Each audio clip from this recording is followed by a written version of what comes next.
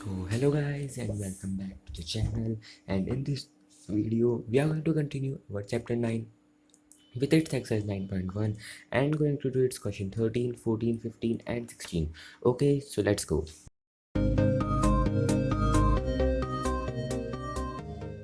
देखो क्वेश्चन 13 में अपन को क्या बोला है, as observed from the top of 75-meter high lighthouse from the sea level, the angle of depression of two ships are 30 and 45. If one ship is exactly behind the other on the same side of the lighthouse, find the distance between the two ships. क्या बोला है अपन को कि एक observer जो कि एक लाइट हाउस पर खड़ा है जिसकी हाइट 75 मीटर है सी लेवल से, वो ऑब्जर्वर उसके ऊपर खड़ा है और अपन को बोला है कि उसने दो शिप्स को देखा जो कि एक दूसरे के बिल्कुल एग्जैक्टली बिहाइंड है और दोनों लाइट हाउस के बिल्कुल सेम साइड पर है। अपन को बोला है इन दोनों शिप्स के बीच में डिस्टेंस कितना है वो अपन को निकालना है। ओके, तो देखो ये माना ए बी जो है वो अपना लाइट हाउस, इसकी हाइट 75 मीटर है और सी पॉइंट पे पहली शिप है और डी पॉइंट पे दूसरी, और अपन को उसका एंगल ऑफ डिप्रेशन दे रखा है। देखो अगर जो पहली शिप का एंगल ऑफ डिप्रेशन था मतलब डी वाली का वो 30 डिग्री, तो अपन बोल सकते हैं अगर अपन शिप से ऊपर देखें तो एंगल ऑफ एलिवेशन कितना होगा 30 डिग्री का, क्योंकि जितना एंगल ऑफ डिप्रेशन होता है उतना ही एंगल ऑफ एलिवेशन होता है। ओके, तो जिस पॉइंट से अगर अपन देख रहे हैं उस पॉइंट से अगर कोई एंगल ऑफ डिप्रेशन है तो अगर जिस पॉइंट को अपन देख रहे हैं उस पॉइंट से अगर अपन जिस पॉइंट से अपन देख रहे थे पहले उस पॉइंट को देखें तो उसका angle of depression angle of elevation के सेम हो जाएगा। तो अगर ये 30 है तो ये भी 30 हो जाएगा, और अगर सिमिलरली ये 45 है तो ये भी 45 हो जाएगा, राइट। अब देखो अपन ने मान लिया कि जो पहली शिप थी, जो मतलब जो पहली शिप थी डी वाली, उसका डिस्टेंस बी पॉइंट से जो लाइट हाउस है वहाँ से अपन ने लिया वाई मीटर, और जो सी वाली शिप है जो सेकंड शिप है उसका डिस्टेंस अपन ने लिया एक्स मीटर। अपन को निकालना क्या है डी सी, मीन्स अपन को वाई माइनस एक्स निकालना है। ओके, देखो पहले अपन निकालते हैं एक्स की वैल्यू कैसे निकलेगी, ए बी सी ट्राइंगल अपन लेंगे। निकालना क्या है ए बी सी में, अपन को एक्स निकालना है 75 दे रखा है, तो एक्स अपॉन 75 ये क्या है बेस है और ये अपने पास परपेंडिकुलर है, तो बेस अपन परपेंडिकुलर क्या हो जाएगा टेन थीटा, थीटा है 45 यहाँ पे, तो सॉरी कॉट 45 हो जाएगा कि बेस अपन परपेंडिकुलर होगा ये, तो कॉट थीटा और थीटा है 45, तो बी सी अपन ए भी हो जाएगा कॉट 45 होता है 1, तो एक्स अपॉन 75 हो गया 1, तो एक्स की वैल्यू क्या आ गई अपने पास 75 मीटर। मीन्स जो सी वाली शिप है उसकी डिस्टेंस लाइट हाउस से कितनी है 75 मीटर। ओके, अब अपन जो बड़ा ट्राइंगल है ए डी बी वो लेते हैं। तो दे क्या रखा है इसके अंदर अपन को 75, निकालना क्या है वाई। इसके अंदर एक्स मत लेना, बहुत सारे बच्चे गलती कर देते हैं कि वाई प्लस एक्स ले लेते हैं, बट अपन ने क्या करा है अपन ने पूरी डिस्टेंस को यहाँ से लेकर यहाँ तक की पूरी डिस्टेंस को अपन ने वाई लिया है, सिर्फ इस डिस्टेंस को वाई नहीं लिया है। आप सिर्फ इस डिस्टेंस को वाई लेके भी कर सकते हो, बाकी आप पूरा ले लो आपके लिए ईजी हो जाएगा वो। तो अपन ने पूरे को वाई ले लिया, तो पूरे को वाई ले तो क्या आ जाएगा वही वाई अपन को निकाला, तो y upon 75 is equal to cot 30 होता है 30 डिग्री का, तो y क्या आ गया अपने पास 75√3। अब अपन को निकालना क्या है, देखो अपने पास y की वैल्यू आ गई, x की वैल्यू आ गई। अपन को निकालना क्या है ये वैल्यू, ये जो dc की वैल्यू है वो अपन को निकालनी है। तो dc कैसे निकलेगी y माइनस एक्स, क्योंकि अगर ये पूरा y है और ये x है तो अगर अपन इसमें से ये वाला पार्ट माइनस कर दे तो बचेगा क्या ये वाला पार्ट, और ये वाला पार्ट क्या हो जाएगा y माइनस एक्स। तो डिस्टेंस बिटवीन टू शिप क्या हो जाएगा y माइनस एक्स, y की वैल्यू क्या है 75√3 और 75 और x की क्या है 75। तो अपने पास इसकी वैल्यू क्या हो गई, यहाँ से अपन ने 75 कॉमन लिया, वो आ जाएगा अपने पास 75, तो अंदर आ जाएगा √3 माइनस 1। ओके, तो आप इसको यहाँ तक भी सॉल्व कर सकते हो, अदरवाइज आप इसको आगे भी सॉल्व कर सकते हो। आगे कैसे, देखो आप यहाँ पे क्या कर सकते हो, जो √3 की वैल्यू अपन को पता है, √3 की वैल्यू क्या होती है, सॉरी √3 की वैल्यू अपन को पता है क्या होती है 1.732, है ना। तो आपने क्या करा 75, देखो क्या करा अपन ने 75 √3 की अपन ने वैल्यू पुट करी 1.732 माइनस 1, तो क्या आ गया 75 इंटू 0.732, है ना। तो ये आपके पास आ जाएगा 54.9 आएगा आपके पास। ओके, क्या आ जाएगा अपने पास 54.9। तो आप इसको यहाँ तक भी सॉल्व कर सकते हो, मतलब पूरा लास्ट में लिख दो 54.9 मीटर, या फिर आप अगर यहाँ तक आपने सॉल्व करा है आपके पास टाइम नहीं तो आप यहाँ तक भी सॉल्व कर सकते हो। ओके, दोनों आंसर करेक्ट है। अब ओके, तो आई होप आपको समझ आया होगा। अब देखते हैं अपन नेक्स्ट क्वेश्चन। नेक्स्ट क्वेश्चन क्या है, a 1.2 metre tall girl spots a balloon moving with a wind in a horizontal line at a height of 88.2 meter from the ground. The angle of elevation of the balloon from the eyes of the girl at any instant is 60 degree. After some time, the angle of elevation reduces to 30 degree. Find the distance traveled by the balloon during the interval. देखो क्या दे रखा है कि एक 1.2 metre tall girl है जिसने एक balloon को स्पॉट करा जो कि विंड में मतलब हॉरिजॉन्टल डायरेक्शन में, हॉरिजॉन्टल लाइन में मूव कर रहा था। मीन्स वो सिर्फ इस डायरेक्शन में मूव कर रहा था, ऊपर नहीं जा रहा था, वो सिर्फ हॉरिजॉन्टल में मूव कर रहा था। और क्या दे रखा है कि जो हाइट है बैलून की ग्राउंड से वो कितनी है, 88.2 मीटर। तो जब उसने फर्स्ट टाइम स्पॉट करा यहाँ पे इस पॉइंट पे उसने स्पॉट करा तो एंगल कितना था, 60 डिग्री का उसका एंगल ऑफ एलिवेशन था। और कुछ टाइम के बाद आफ्टर सम टाइम जब उसने देखा तो बैलून कहाँ पर, यहाँ तक आ चुका था बैलून इस पॉइंट पे, और यहाँ पर उसका एंगल ऑफ एलिवेशन कितना था, 30 डिग्री का उसका एंगल ऑफ एलिवेशन था। तो अपन को पूछा है कि उसने कितनी डिस्टेंस कवर करी। इन शॉर्ट अपन से ये वाली जो डिस्टेंस है ये अपन से पूछे कि ये वाली डिस्टेंस कितनी है उसकी। ओके, तो देखो ये डिस्टेंस कैसे निकलेगी, तो देखो अब निकालेंगे कैसे। देखो अपन को दे क्या रखा है कि बैलून क्या है, बैलून हॉरिजॉन्टली मूव कर रहा है ना। बैलून अपन ने पहले मान लिया कि बैलून जब उसने फर्स्ट टाइम स्पॉट करा तो वो पी पॉइंट पे था यहाँ पे। फिर जब उसके बाद जब उसने स्पॉट करा तो वो समझो यहाँ पे आर पॉइंट पे आ गया। अपन को निकालना क्या है, अपन को इस पी आर की वैल्यू निकालनी है क्योंकि अपन को डिस्टेंस निकालना है उसने कितना कवर करा। तो अपन बोल सकते हैं कि पी आर निकालो या फिर सी डी निकालो, एक ही बात है क्योंकि दोनों पैरेलल अपन को दिख रहा है इक्वल है। तो पी आर निकालो या सी डी निकालो। ओके, तो अब देखो, अब अपने एक और चीज़ आपको ध्यान रखना कि मैंने आपको एक पहले भी एक क्वेश्चन में बता रखा था कि अगर आपको जो ऑब्जर्वर है उसकी हाइट दे रखी है और वो अपनी जो उसकी आइज़ है वो उस आइज़ जो है वो 1 पॉइंट ऑब्वियसली जो उसकी हाइट है उस पर होगी। तो क्या करना है वहाँ पे, जिस भी चीज़ को वो ऑब्जर्व कर रही है या जिस भी चीज़ जो वो ऑब्जर्व कर रहा है उस ऑब्जेक्ट में से, अगर उस ऑब्जेक्ट की हाइट दे रखी है तो उसमें से उसकी जो हाइट है उसको माइनस कर देना। जैसे यहाँ पे अपन को दे रखा है कि जो गर्ल है उसकी हाइट 1.2 मीटर है और जिस बैलून को वो ऑब्जर्व कर रही है वो कितनी की डिस्टेंस पे था, 88.2 मीटर की डिस्टेंस पे था वो। तो अपन ने यहाँ पे क्या करा कि 88.2 में से 1.2 माइनस कर दिया क्योंकि वो ऑलरेडी 1.2 और 1.2 के हाइट से देख रही है कि अपन एक तरह से बोल सकते हैं उसको। ओके, तो बैलून की उसकी आइज़ के अकॉर्डिंग अपन देखें तो उसकी बैलून की एक्चुअल हाइट कितनी हो गई, 87 मीटर। तो अपन जो भी सॉल्यूशन करेंगे वो 87 मीटर के अकॉर्डिंग करेंगे।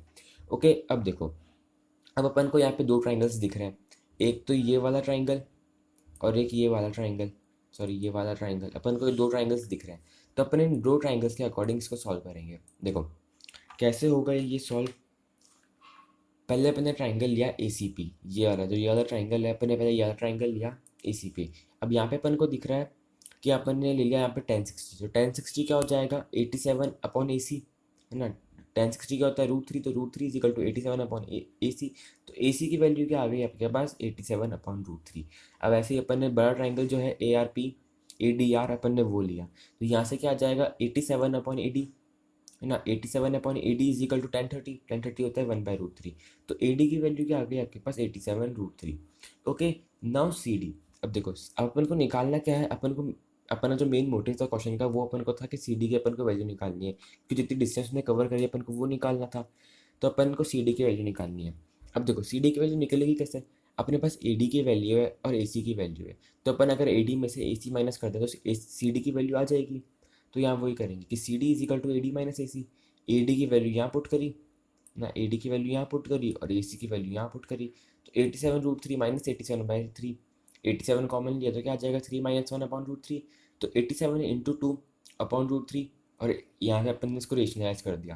तो रेशनलाइज करने से क्या आ जाएगा, नीचे √3 आ जाएगा जो कि 87 से कैंसिल हो जाएगा, है ना। देखो 87 इन सॉरी देखो क्या आ जाएगा अपने पास, 87 इंटू 2 अपने पास ऑलरेडी था, ऊपर √3 आ गया क्योंकि अपन ने रेशनलाइज करा है, और नीचे √3 इंटू √3 क्या हो जाएगा, 3 हो जाएगा। तो यहाँ से अगर अपन इसको कैंसिल करेंगे तो यहाँ पे आ जाएगा आपके पास 29। तो 29 इंटू कितना हो जाएगा 58, √3 आपके पास आंसर हो जाएगा। ओके, तो यही अपना यहाँ पे क्या आंसर है कि 58√3 उसने डिस्टेंस ट्रेवल करी। ओके, तो आइए आपको ये वाला क्वेश्चन भी समझ आया होगा। अब देखते हैं अपन नेक्स्ट क्वेश्चन क्या है। A straight highway leads to the foot of a tower. A man standing at the top of a tower observe a car at an angle of depression of 30 degree, which is approaching the foot of the tower with a uniform speed. 6 seconds later, the angle of depression of a car is found to be 60 degree. Find the time taken by the car to reach the foot of the tower from this point. देखो क्या दे रखा है अपन को कि एक highway है जो कि कहाँ पे, मतलब जो हाईवे है वो कहाँ पे ख़त्म हो रहा है, टावर के एंड पे, या फिर अपन बोल सकते हैं जो हाईवे है वो कहाँ पे लीड कर रहा है, टावर के फुट पे जा रहा है वो। और अपन को बोल रहा है क्या कि एक मैन है जो कि टावर के टॉप पे खड़ा है और ऑब्जर्व कर रहा है कार को। कार पहले कहाँ पर है, डी पॉइंट पे। जब उसने डी पॉइंट पे कार को ऑब्जर्व करा तो उसका एंगल ऑफ डिप्रेशन कितना था, 30 डिग्री का। इट मीन्स कार का एलिवेशन एंगल कितना हो गया, 30 डिग्री का। तो अगर ये 30 है तो ये भी 30 हो जाएगा। फिर उसने बोला कि जो कार है वो एक यूनिफॉर्म स्पीड से आ रही है, मीन्स उसकी स्पीड चेंज नहीं हो रही, एक फिक्स स्पीड से वो टावर की तरफ आ रही है।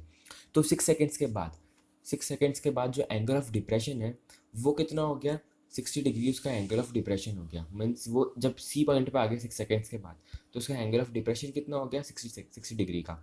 तो ये वाला एंगल ऑफ एलिवेशन कितना हो जाएगा, 60 डिग्री का। तो अपन को इससे पूछा है कि जब वो सी पॉइंट पर है, तो इस पॉइंट से फुट तक टावर के फुट तक आने में उसको कितना टाइम लगेगा, अपन से ये पूछा है। ओके, सिंपल सा इजी सा क्वेश्चन, देखते हैं क्या होगा। देखो एक सेकेंड, देखो, let A B the tower on the top of the, let A B अपन ने मान लिया टावर है जिसके ऊपर मैन खड़ा होके जो ऑब्जर्व कर रहा है, वो मैन, मतलब मैन उसके ऊपर खड़ा होकर ऑब्जर्व कर रहा है। ओके, पहले कार डी पॉइंट पे थी, फिर सी पॉइंट पे आए 6 सेकेंड्स के बाद। तो अपन ने मान लिया कि ए बी की अपन ने डिस्टेंस मान ली एच, डी सी अपन ने मान लिया सी, डी सी अपन ने मान लिया एक्स, और बी सी अपन ने मान लिया वाई। ओके, अब देखो, अब अपन क्या करेंगे, सिंपल सा है कि आप दोनों, तब अपन को दिख रहा है यहाँ पे दो ट्राइंगल्स है अपने पास, एक तो ए सी बी और एक ए डी बी। दोनों से आप एच की वैल्यू निकालो और दोनों को इक्वेट कर दो। तो देखो पहले अपन जो बड़ा बड़ा वाला ट्राइंगल है उससे अपन निकालते हैं। तो निकालना क्या है अपन को, एक्स प्लस वाई। तो x plus y upon h क्या हो जाएगा, cot 30। तो cot 30 क्या होता है, √3। तो x plus y is equal to √3 h. अपन लिख सकते हैं कि x plus y upon h is equal to cot 30। तो एक्स प्लस वाई क्या आ गया अपने पास, √3 एच। ओके, फिर जो दूसरा ट्राइंगल है ए बी सी, अपन ने इससे निकाली एच की वैल्यू, क्या h upon y is y upon h is equal to cot 60। cot 60 क्या होता है, 1/√3। तो यहाँ से एच की वैल्यू क्या आई अपने पास, h is equal to √3 y, है ना। अब देखो, या अब यहाँ से आप एच की वैल्यू निकालोगे ना तो आपके पास क्या आएगी, एक्स प्लस वाई अपॉन √3। आप वैसे भी कर सकते हो, नहीं तो आपके पास ये आ गया ना। यहाँ से आप क्या करो, आपके पास एच की वैल्यू आ गई, तो आप इस एच की वैल्यू को इसके अंदर पुट कर दो, क्योंकि आपको दिख रहा है यहाँ पे √3 एच है। तो इस एच की जगह आप क्या पुट कर दो, √3 वाई। तो ये क्या हो जाएगा आपके पास, x plus y is equal to √3, और एच की वैल्यू अपन ने पुट करी तो क्या हो जाएगा, √3 इंटू √3 वाई। तो ये बन जाएगा आपके पास 3 वाई। तो एक्स प्लस, तो एक्स की क्या हो गई, एक्स किसके इक्वल हो गया, 2 वाई के। मीन्स वाई की वैल्यू क्या हो गई, x/2, है ना। अब देखो ये काम कैसे आएगा, अब अपन को पता है कि उसने जो डी सी डिस्टेंस है, मीन्स जो एक्स डिस्टेंस है, उसने कितने सेकंड्स में कवर करी थी, 6 डिस्टेंस में, है ना। और अपन को बोला है कि उसकी स्पीड जो है वो सेम है, स्पीड में कोई चेंज नहीं आया। तो अपन बोल सकते हैं कि अगर उसने ये 6 डिस्टेंस में कवर करी तो ये उसके हाफ में कवर करेगा, क्योंकि अपन को दे रखा है कि वाई क्या है, एक्स का हाफ है ना। तो अगर उसने एक्स को, देखो समझना कि अपन को दे रखा है कि वाई की जो डिस्टेंस है, मीन्स वाई जो भी डिस्टेंस है वो एक्स डिस्टेंस की हाफ है। अगर ये 10 है तो ये, सॉरी, अगर ये 10 है तो ये 5 है, अगर ये 12 है तो ये 6 है। मीन्स जितनी भी एक्स डिस्टेंस है ये उसकी हाफ है, अपन को ये दे रखा है। तो अगर, और उसकी स्पीड चेंज हुई नहीं है, स्पीड वही सेम है, तो जितनी सेकंड में उसने इसको कवर करा उसका हाफ सेकंड्स को, मतलब उसका हाफ टाइम्स को इसमें लगेगा वाई में। ओके, तो अपन को एक्स का पता है कि उसने एक्स कितने में कवर करा, 6 सेकंड में। तो वाई कितने में करेगा, 6 का हाफ कर दो, 3 सेकंड्स में। ओके, तो ये कुछ लॉजिक सा क्वेश्चन था कि अपन को स्पीड दे रखी सेम है, अपन ने बस एक्स और वाई के बीच में रिलेशन निकाला कि इन दोनों के बीच में रिलेशन क्या है ना। जो भी रिलेशन आया उसके अकॉर्डिंग अपन ने टाइम निकाला, क्योंकि स्पीड अपने पास सेम है। ओके, तो आई होप आपको समझ आया होगा। ये बहुत इंटरेस्टिंग और इंपॉर्टेंट क्वेश्चन है, एग्जाम जनरली आता रहता है। तो अब देखते हैं अपन अपना लास्ट क्वेश्चन, जो कि है क्वेश्चन 16। क्या दे रखा था, angle of elevation of top of a tower from two points at a distance of 4 meter and 9 meter from the base of a tower are in the same straight line, which with it are complementary. Now prove that the height of the tower is 6 meter। देखो question थोड़ा घुमा के दिया है मैंने, क्या बोल रखा है कि एक टावर है, उसको अपन दो पॉइंट से देख रहे हैं। एक टावर, एक पॉइंट जो है वो 4 मीटर की डिस्टेंस पर है, और दूसरा पॉइंट 9 मीटर की डिस्टेंस पर है टावर से। दूसरे पॉइंट से 9 मीटर की डिस्टेंस पर नहीं है, वो टावर से 9 मीटर की डिफरेंस पर है, डिस्टेंस पर है। मीन सी पॉइंट जो है वो टावर से 4 मीटर पर है, और डी पॉइंट जो है वो टावर से 9 मीटर की डिस्टेंस पर है। और अपन को क्या बोला है कि जो दोनों का एंगल ऑफ एलिवेशन है वो कॉम्प्लीमेंट्री है। क्या दोनों का एंगल ऑफ एलिवेशन क्या है, कॉम्प्लीमेंट्री है। मीन्स दोनों का सम जो है वो 90 डिग्री। कॉम्प्लीमेंट्री अपन को पता है क्या होता है, 90 डिग्री का, मतलब कॉम्प्लीमेंट्री एंगल्स क्या होते हैं, उनका सम 90 डिग्री होता है। तो अपन को यही बोला है कि एंगल ऑफ एलिवेशन जो है दोनों, वो क्या कॉम्प्लीमेंट्री एंगल्स है। मीन्स दोनों एंगल का सम क्या होगा, 90 डिग्री का।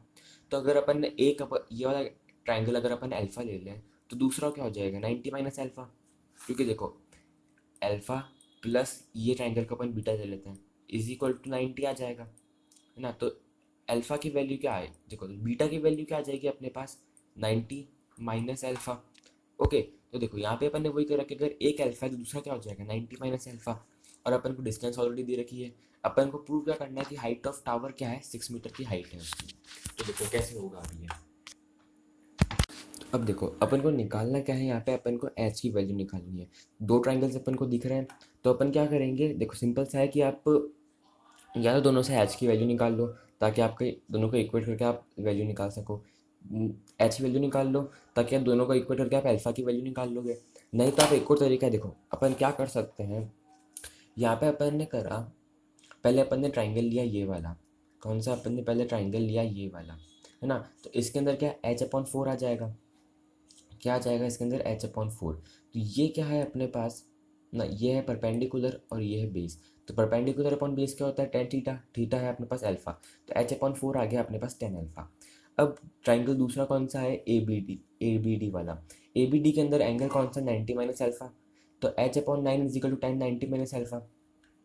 अब अपन ने ट्रिग्नोमेट्री में पढ़ा है कि अगर ऐसी कोई कंडीशन आती है, मीन्स अगर टेन 90 माइनस थीटा आता है, तो वो क्या होता है, कॉट थीटा होता है।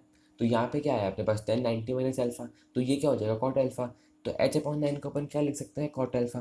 देखो ये अपन ने ले ली पहली इक्वेशन, और ये हो गई अपने पास दूसरी इक्वेशन। दोनों को अपन ने मल्टीप्लाई कर दिया। मल्टीप्लाई क्यों करा, देखो इजी सा चीज़ है कि अपन ने मल्टीप्लाई क्यों करा इसको। यहाँ पे अपन को दिख रहा है कि 10 अल्फा है, और यहाँ पे अपन को दिख रहा है कॉट अल्फा। कॉट अल्फा क्या होता है, टेन का इन्वर्स। तो अपन अगर दोनों को मल्टीप्लाई करते हैं, तो tan alpha into cot alpha भी मल्टीप्लाई हो जाएगा ना। तो अपन कॉट को क्या लिख सकते हैं यहाँ पे, 1/10 अल्फा। तो यहाँ पे 10 अल्फा से 10 अल्फा कैंसिल हो जाएगा, तो आपको अल्फा निकालने की कोई प्रॉब्लम नहीं रहेगी। अपन सिंपली जो अपने पास नंबर्स है और एच उनको अपन सिंपली सॉल्व कर सकते हैं। ओके, तो देखो अपन ने इसको मल्टीप्लाई करा, दोनों को अपन ने मल्टीप्लाई कर दिया। तो h upon 4 into h upon 9 is equal 10 alpha into cot alpha. तो ये दोनों तो एक दूसरे से कैंसिल हो गए। अब बचा क्या अपने पास, एच स्क्वायर, है ना। H square upon 36 is equal to 1। तो h square is equal to क्या आ जाएगा अपने पास, h square is equal to 36। तो एच की वैल्यू आएगी अपने पास +/6, लेकिन अपन माइनस लेंगे क्यों, क्योंकि हाइट कभी माइनस में होगी नहीं। तो अपन क्या लेंगे कि हाइट ऑफ टावर अपने पास क्या आ गई, 6। तो हैंस प्रूव, अपन को यही प्रूव करना था कि उसकी हाइट 6 मीटर है, अपन ने प्रूव कर दिया। ओके, तो आई होप आपको 6 वाला क्वेश्चन भी समझ आया होगा। और इसी क्वेश्चन के साथ अपना चैप्टर जो है वो यहाँ पे खत्म हो गया है। तो नेक्स्ट वीडियो से अपन अपना 10th चैप्टर जो कि सर्कल्स है वो स्टार्ट करेंगे। और आई होप आपको ये वाला चैप्टर जो है पूरा समझ आया होगा। तो इस वाले वीडियो में आपको कुछ भी डाउट हो तो कमेंट में जाकर जरूर बताना। तो इस वाले वीडियो के लिए इतना ही। Thank you for watching the video, see you in the next video with some more questions, till then bye bye.